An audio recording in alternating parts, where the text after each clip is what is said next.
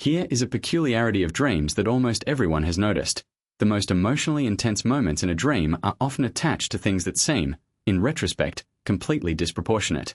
You wake up from a dream feeling devastated or terrified or consumed with longing, and when you try to connect the feeling to what was happening in the dream, you find that the ostensible cause of the emotion seems almost absurdly inadequate.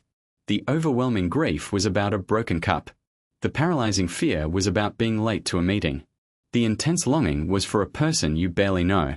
Something is clearly wrong with the apparent relationship between the feeling and its apparent source. Sigmund Freud identified this mismatch as one of the most important features of dream psychology, and he gave it a name: displacement. In the process of transforming latent dream content into manifest dream content, the dream work regularly shifts the emotional intensity that belongs to the latent material and attaches it to something else in the manifest dream, something less threatening, less revealing, less likely to trigger the censorship that would wake the dreamer. The result is a manifest dream in which the emotional center of gravity appears to be located somewhere other than where it actually is. Displacement operates in service of the dream's central function, in Freud's framework, to allow repressed wishes to achieve a kind of expression without triggering such intense anxiety that the dreamer wakes up. The repressed wish carries psychic charge. That charge, if directly attached to its real object in the manifest dream, might be too recognizable, too threatening, too likely to be recognized by the dream censorship and converted into anxiety strong enough to interrupt sleep. By displacing the emotional charge onto a substitute, something that connects to the real source through an associative chain but is not the real source itself, the dream work reduces the threat to an acceptable level. The clinical implications of displacement are significant and somewhat paradoxical.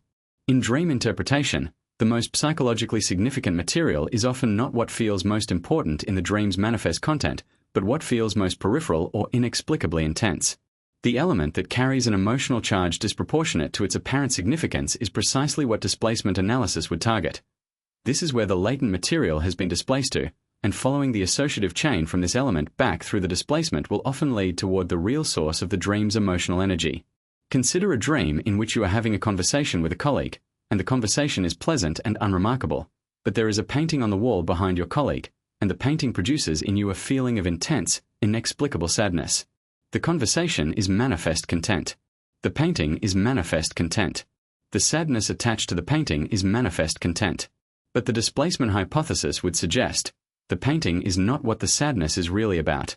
Through free association to the painting, what it looks like, what it reminds you of, when you felt this kind of sadness before, who painted it, the latent material might emerge. Perhaps the painting connects to a memory. Perhaps it resembles something from a period of loss. Perhaps the style recalls someone who mattered. The surface attachment of the feeling is false. The real attachment is in the latent content, waiting to be traced. Displacement in dreams is closely related to the displacement defense mechanism in waking life, the process by which emotional intensity belonging to one relationship or situation gets redirected to a safer target. In both cases, the same basic operation is at work. Emotional charge is shifted from its true object to a substitute that is more manageable. In dreams, the purpose is to maintain sleep while allowing repressed material some expression.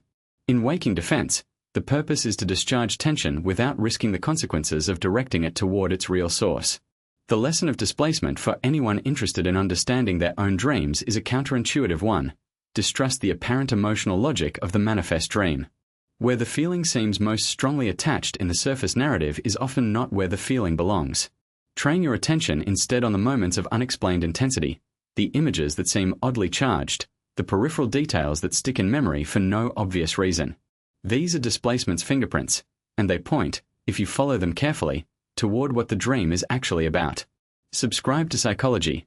Theories Explained for more psychology breakdowns every week.